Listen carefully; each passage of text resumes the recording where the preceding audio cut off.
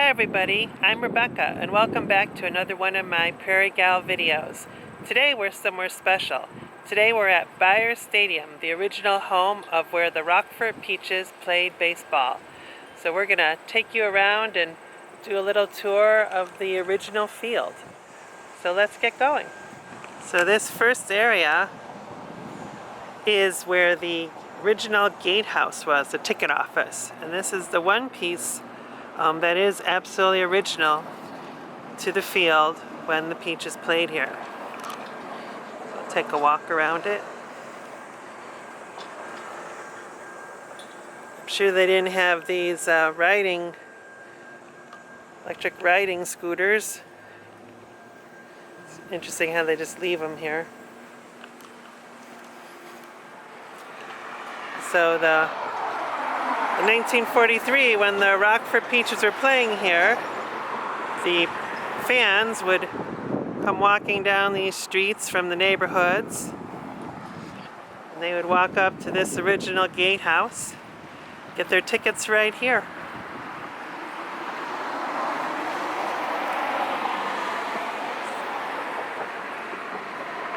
So they played here from 1943 to 1954. And they won 4 league championships, 1945, 48, 49, and 1950. And the field was located right behind. And what they've done since years ago, so the original field was torn down years ago. Actually, this field was used for many different things. But they've been trying to restore the field. So we'll walk around and check out these plaques and see what they say.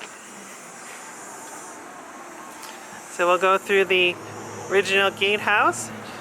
Imagine getting your ticket here, paying for your ticket, coming on inside. So the steps are, I believe, are original too.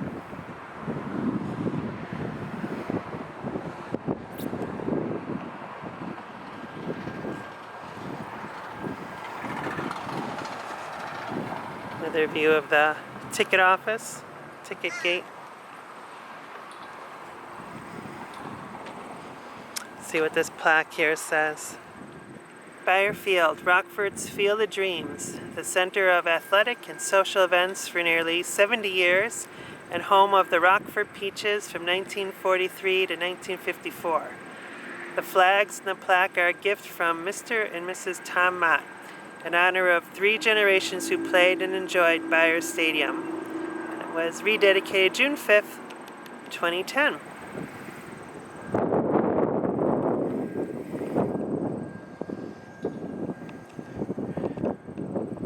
Here's a flagpole. No flag today. It's another plaque. This is in honor of the Rockford Forest City Baseball Club. Wow, they played here 1865 to 1871.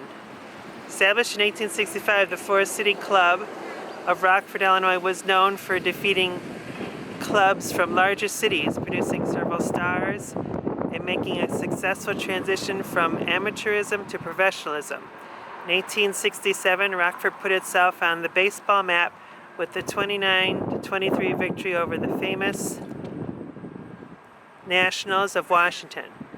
Pitching for the Forest City was Albert Goodwin, a bunch of people. I'm not familiar with them. Let's see. 1871, Rockford joined the National Association, becoming one of the 9 teams in the Major League Baseball's inaugural season.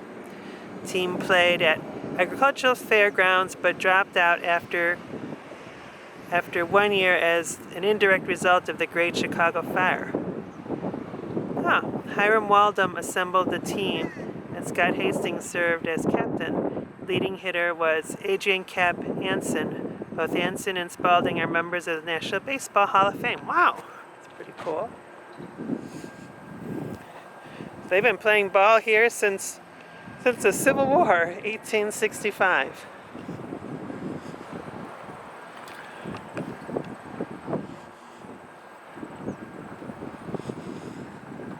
They also played some football here. Original Beyer Stadium was called home by 5 Rockford high schools and was host to a Chicago Bears scrimmage game. Beyer Stadium hosted football games from Rockford High School from 1925 to 1940 when the school closed. In later years, East, West Guilford, and Auburn, as well as several junior high schools, called Beyer their home stadium. It was the only stadium in the area with lights, making night games a popular event for local residents. Wow.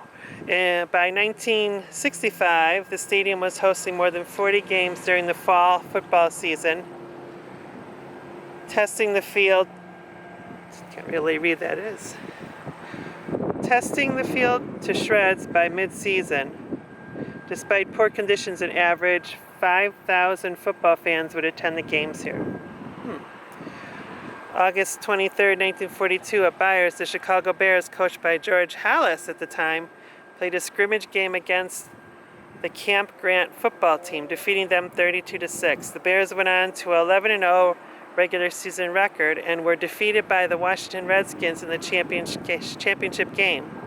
The 1942 Bears were the single most dominant team in the history of National Football League. The Rockford Rams semi-professional team also played at Beyer Stadium till its demolition in 1992. I did not know that. Here's a picture. Team. Oh, it's a picture of the Rockford West High School football players line up for a signal practice. Interesting. I've been here a few times over the years, but I've never gone around and read these plaques, so had some time today. Let's see what this one is. Track and field. A total of 13 individual high school state titleists and 75 other placeholders from Rockford ran on the Beyer Stadium track. After the original Beyer Stadium was built, it became home to the Rockford area high schools for several sports, including track and field. Between 1926 and 1940, Charles Beyer led Rockford High School 1885 to 1940 of 9 district and 3 state championships in track and field while competing on the Beyer Stadium track. Of other high school teams that competed at Beyer Stadium was Rockford East, 1940 the present, made up top 10 teams in Illinois 6 times. Rockford West, 1940-1908, made it twice, and Auburn and Guilford made it once.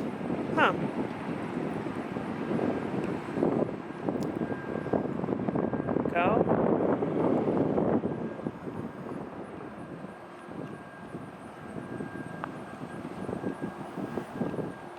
So you can see the remains of the track, although I think they've taken out the asphalt surface, and now it's just dirt, but you can see how it circled around. You can see how it was also a football field. Okay, here we go. Beyer Stadium Park. Beyer Stadium Park was the original home of the Rockford Peaches from 1943 to 1954. The original Beyer Stadium, formerly Kishwaukee Park, was a fundraising effort undertaken by Kiwanis in 1925. The stadium was accepted by Rockford School District, included concrete stands and a wooden bleacher seating and a football field surrounded by a running track. Because this was the first lighted football field in the area, the stadium became Rockford's premier sports venue.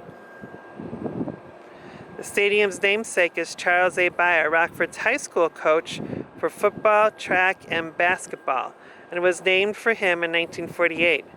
The All-American Girls Professional Baseball League, Rockford Peaches, established Beyer Stadium as their home field from 1943 to 54. And here's a picture of Dorothy Snooky Harold Doyle of the Rockford Peaches. In the mid-1960s, the field was home to 4 high school teams and numerous junior high teams. They played a lot of football here. Here's about the original ticket booth. In 1997, funds were raised by the Rockford JCs to establish a permanent endowment at the Community Foundation of Northern Illinois. This provided income in perpetuity to maintain and enhance the property of the former Beyer Stadium, now known as Beyer Stadium Park, and to celebrate the home field of the Rockford Peaches. A year later, the Friends of Beyer Field Community Group was formed to help support these efforts and restore Beyer Stadium.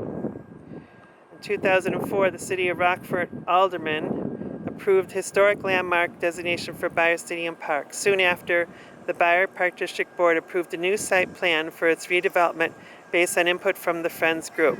Since then, the remaining ticket booth has been restored and a new playground has been installed on the east side, and the baseball field, including backstop, dugout, and scoreboards, has been rebuilt to replicate the original Beyer Stadium.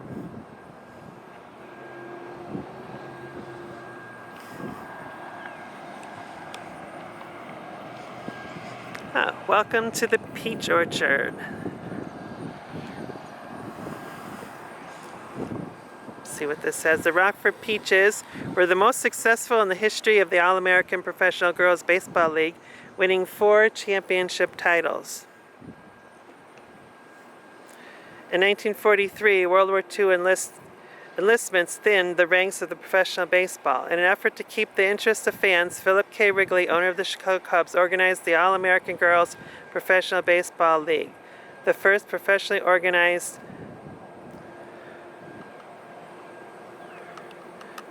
team sport for women in the United States. Rockford was awarded one of the 4 pioneer teams in the AAGPBL, which also included South Bend, Racine, and Kenosha. The 4 medium-sized cities were awarded a franchise for $22,500 and were commended for not only showing their patriotism but for also providing wholesome entertainment for the war industry workers and their families. Daddy Key up to bat at Beyer Stadium. There's a picture of her there.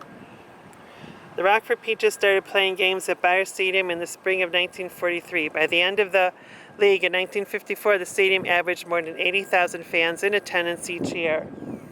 The AAGPBL expanded to 14 other communities, including Racine Bells, South Bend, and there's a whole list of the cities, including Chicago for a year. The Rockford Peaches were the most successful team in the history of the league, winning 4 championship titles, 46, 48, 49, and 1950s. Members of the league were placed into the Baseball Hall of Fame in Coopertowns, New York in 1988. And here's a picture of the 1949 championship Peaches. In 1992, the Rockford Peaches became nationally known again when they were featured in the popular Hollywood film A League of Their Own, starring Tom Hanks, Geena Davis, and Madonna. Fortunately, it wasn't filmed here. Probably because at the time it didn't look much like the original field at all. And Rockford Starfire's baseball team plays at the renovated Beyer Stadium. These more recent pictures. So Helen Sis Waddell Wyatt, nicknamed Sis by her 5 older brothers, she grew up playing ball with each of them. In high school, she became an all-star basketball player and traveled to Harrisburg, Pennsylvania to play basketball and softball for the Roverettes. She later received a letter from the All-American Professional Baseball League inviting her to try out in Allentown. She made the cut and was invited to spring training in West Baden, Indiana. She was then assigned to the Rockford Peaches and won the pennant and championship that season. During that rookie year, Helen played whenever someone got hurt.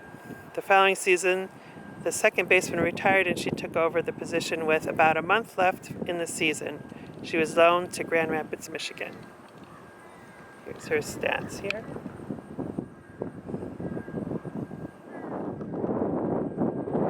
This one says, Dorothy Dottie Ferguson Key. After playing on many successful Canadian teams, Dottie made the jump to the All-American Girls League and joined the Rockford Peaches. Dottie was a speedy base runner who found many ways to get on base. Once on base, she was a threat to steal the next base. Dottie also used her speed to track down balls hit into the outfield and steal many potential hits away from the other teams. She became a fan favorite in Rockford and later made the city her adopted hometown until she passed. Dottie admits to being ejected 3 times during her 950-game career.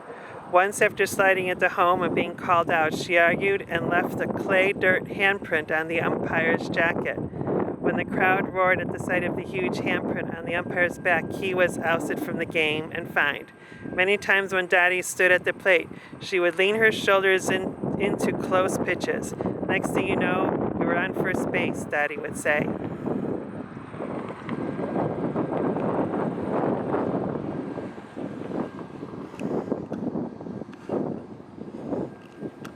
Rockford Peaches Batgirls.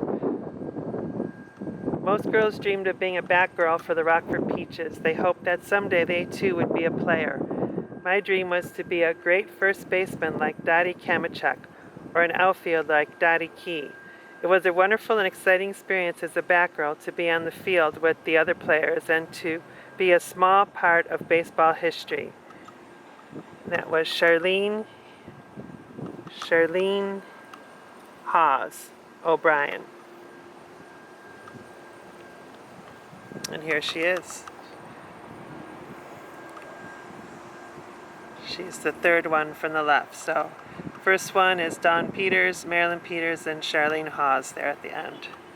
And below is Clara Swenson, Faye McGuire, Judy Kaufman, and Roseanne Kane.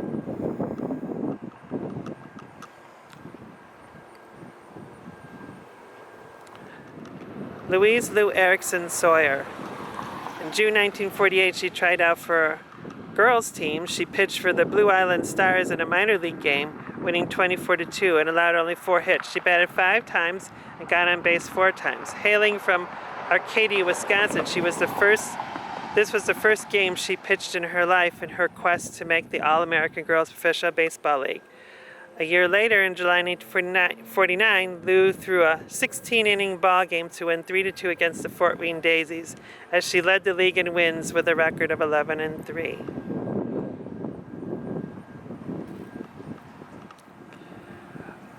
Welcome to the Peach Order, home of the Rockford Peaches, All-American Girls Baseball League champions, 1945, 48, 49, and 1950. Continue our walk around the field.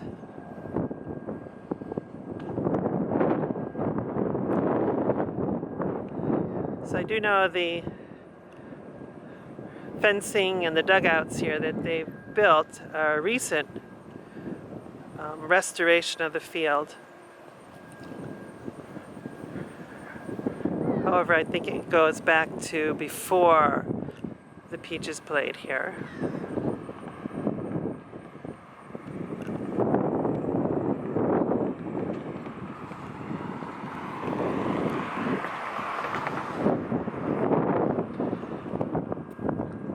Check out the dugouts because it looks like there's a lot of fun artwork in there. We'll take a look at those.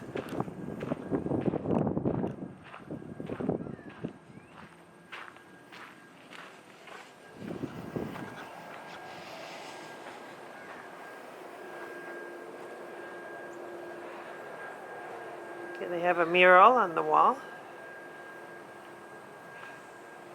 And that's the Rockford Peaches logo that appears on their uniforms. And here's the logo for the Rockford Starfires, who were the women's baseball team that played here only a few years ago.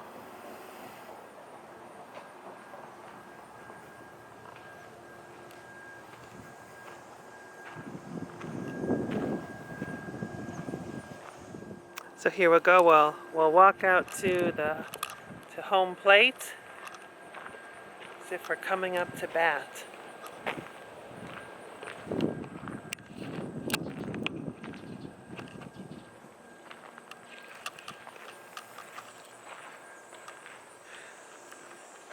So the field is set up for baseball, but they can play softball here as well. Just where they put the bases down.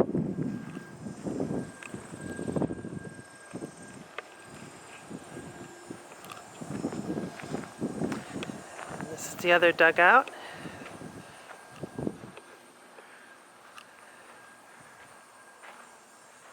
So this picture here is a drawing for 1949. That's kind of neat. So it looks like they had a big wooden back wall out in right field.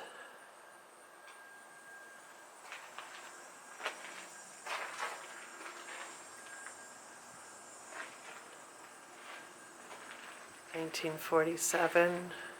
It's another baseball team. 1952. Some of the history from the track teams from the high schools. There's 1949. That's looking out at left field. Oh, and there's those stairs. If you look in the corner, you can see the stairs. They're still there. We walk down. They'll be right out this way.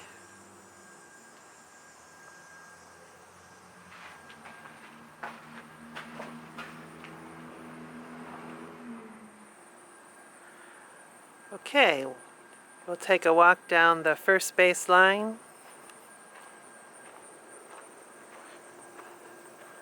Out to the scoreboard. I remember, it's probably about 2010 I was here when they had the dedication of the new scoreboard. So I remember when they did that, and it was before they had built the rest of the restoration fencing and dugouts.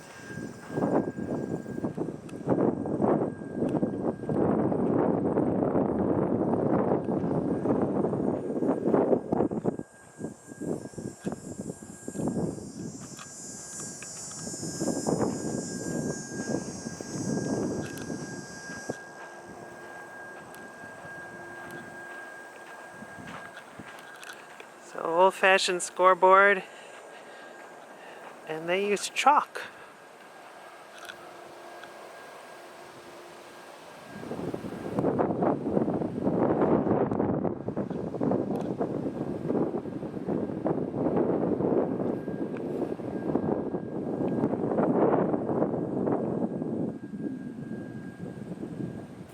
So the original ticket office is clear across the field.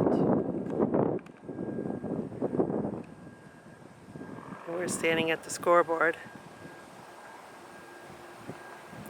We'll continue our walk. We're sort of following the track that they had here.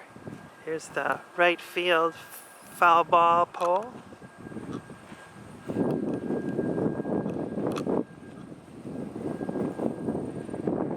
I think we'll cut across the outfield.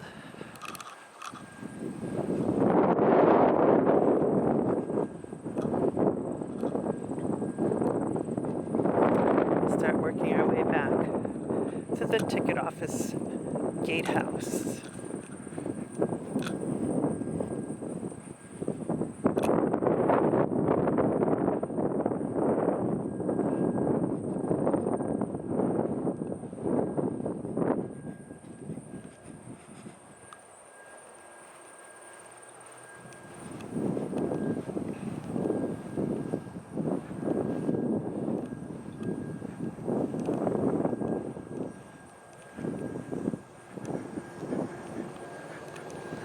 I was looking at those concrete columns back behind the backstop. I'm wondering what those are, if that was something from the original stadium. I might walk over there and check it out. It's over by third base.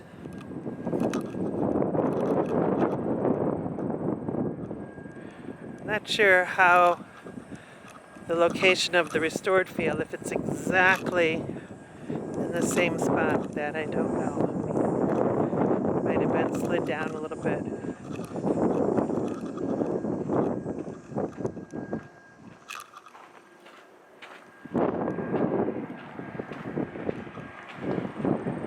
Wondering if they'll have some sort of sign or plaque over here. Well, we get the view from the fan side.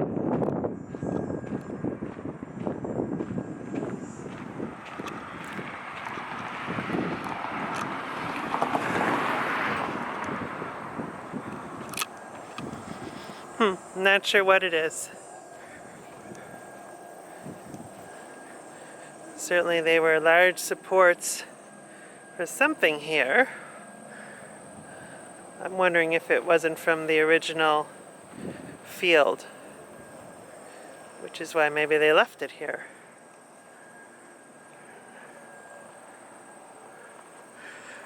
All right, it have to be a question to ask someone in the know the next time I'm out here for an event and there's someone from the museum here, maybe they would know.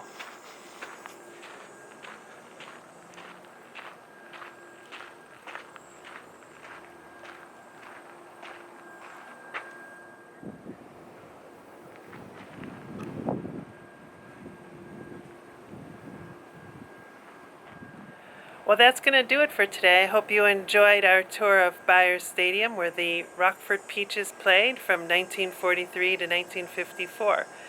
So we're going to head out, and we'll see you next time. Thank you for watching. If you enjoyed this video, please give it a nice thumbs up. Thank you, and we'll see you next time. Bye-bye.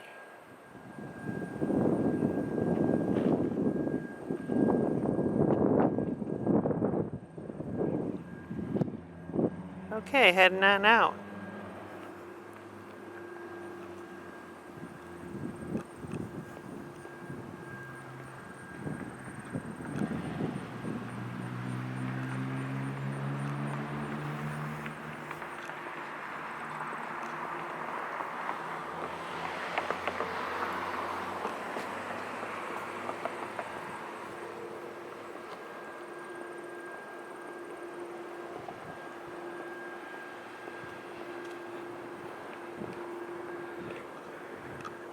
Oh, I just noticed this.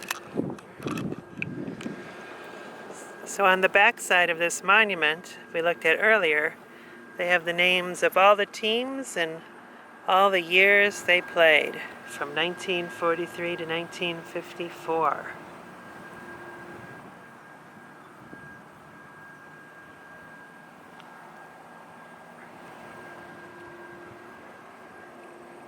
Beyer Stadium, everyone.